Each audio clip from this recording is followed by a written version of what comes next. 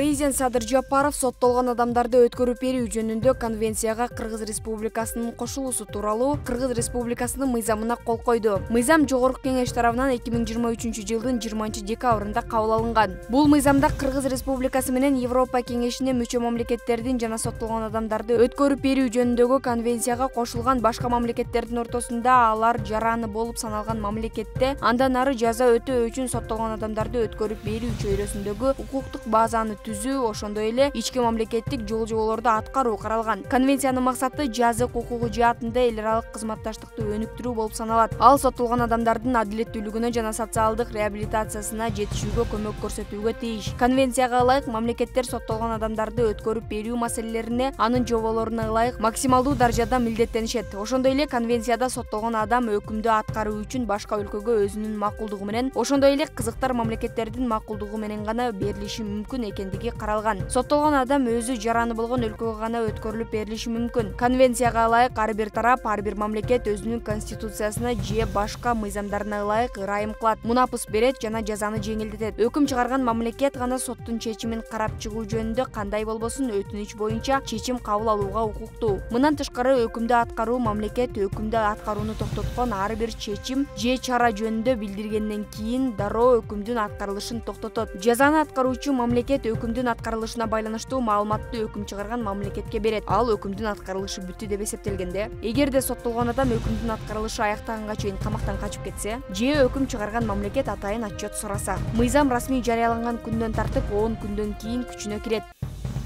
Жогорку Кеңештин депутаты Марлен Маматалиев жол кыймылынын эрежелерин бузууларды аныктоого көмөк көрсөткөн жактарга финансылык жактан дем берүүнү сунуштады. Тиешелүү мыйзам долбоору коомдук талкууга коюлду. Документке ылайык мыйзам бузууларында жол транспорт бузуулары жасалган жерлерге фото, видео материалдарды ыйгарым укуктуу мамлекеттик органдарга жөнөтүү аркылуу укук бузууларды аныктоого көмөк көрсөткөн жактарды материалдык жактан сыйлоо сунушталат. Жол кыймылынын эрежелерин бузганы үчүн айып пулу төлөнгөн учурда ар бир төлөнгөн айып пулдун суммасынан жеке жактарга 25%, ал эми юридикалык жактарга 50% төлөө каралат.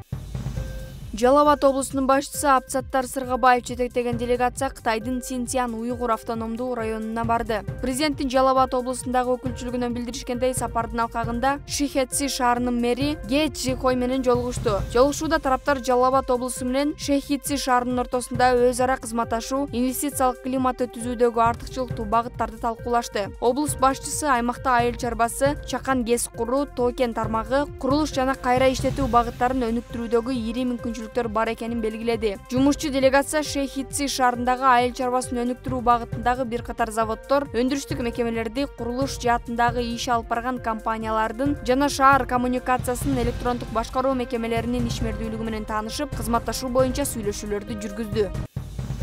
Бишкек шаарында эртең 1 февралдан тарта номер 145 жана 169 жаңы автобус каттамдары ишке кирет. Муниципалитеттен билдиришкендей, буга чейин бул каттамдарда маршруткалар иштеп келген. Эми анын ордуна ушундай номерлүү автобустар жүрө баштайт. Аларды Бишкек жүргүнчүлөр автотранспорт ишканасы, муниципалдык ишканасы тейлейт. Номер 145 автобус Көкжар конушунан Маявка айылына чейин каттайт. Узундугу 33 чакырым, автобустардын аралыгы 6-7 мүнөт. Бул линияга 14 автобус чыгат. 169 автобус Акордо конушунан Шоро компаниясына чейин жүрөт. Анын узундугу 47 чакырым. Ал эми автобустардын кыймыл интервалы 12 мүнөттү түзөт. Каттамда 14 автобус кызмат кылат. Белгилей кетсек, бара-бара бардык маршруттук каттамдар толугу менен автобустарга алмаштырылат.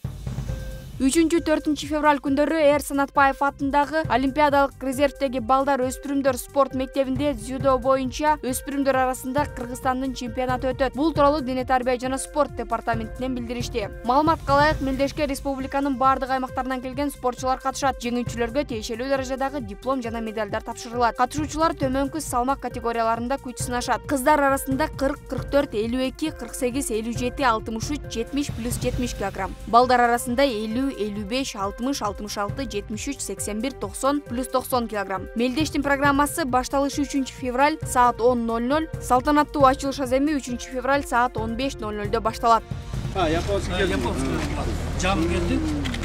Бишкекте өзгөчө кырдаалдар министрлигине кезектеги атайын техникалар жана куткаруу шаймандары тапшырылды. Салтанаттуу иш-чарага министрлер кабинетинин төрагасынын орун басары, УКМК төрагасы Камчыбек Ташиев катышты.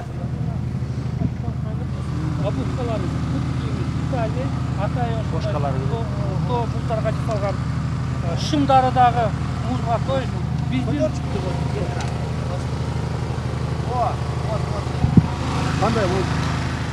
Куткаруу шаймандарын алууга республикалык бюджеттен 35 миллион сом бөлүнүп, 10 даана Беларустан алынып келинген БелАЗ 75-40В үлгүсүндөгү чоң самосвал, 10 заманбап медициналык, 4 өрт өчүрүүчү жана 4 авариялык куткаруу унаасы жана башка заманбап куткаруу техникалары тапшырылды. Өз сөзүндө Камчыбек Ташиев өлкө жетекчилиги тарабынан өзгөчө кырдаалдар министрлигинин потенциалын 100% жаңылоо колго алынганын билдирди. Президентimiz Садыр Кожоев жана министрлер кабинети өлкө коопсуздугун камсыздоо максатында куралдуу күч түзүмдөрүнө улайык куткаруучуларды да тиешелүү техникалар менен камсыздап жатат. Анткени коопсуздук маселеси комплекстүү камсыздоону талап кылат. Табигый жана техногендик кырсыктардын алдын алууда, кесепеттерин жоюуда, куткаруучуларда жетиштүү күч каражаттардын болуусун таамай түшүнүп, МЧСтин потенциалын биринчилерден болуп 100% жаңылоону колго алганбыз.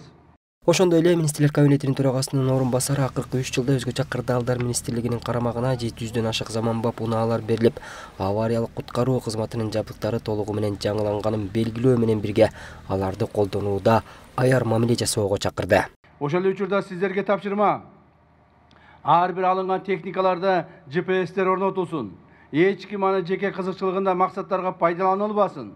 Мамлекеттин буюмун эч кимдин жеке кызыкчылыгына пайдаланууга эч качан жол берилбейт.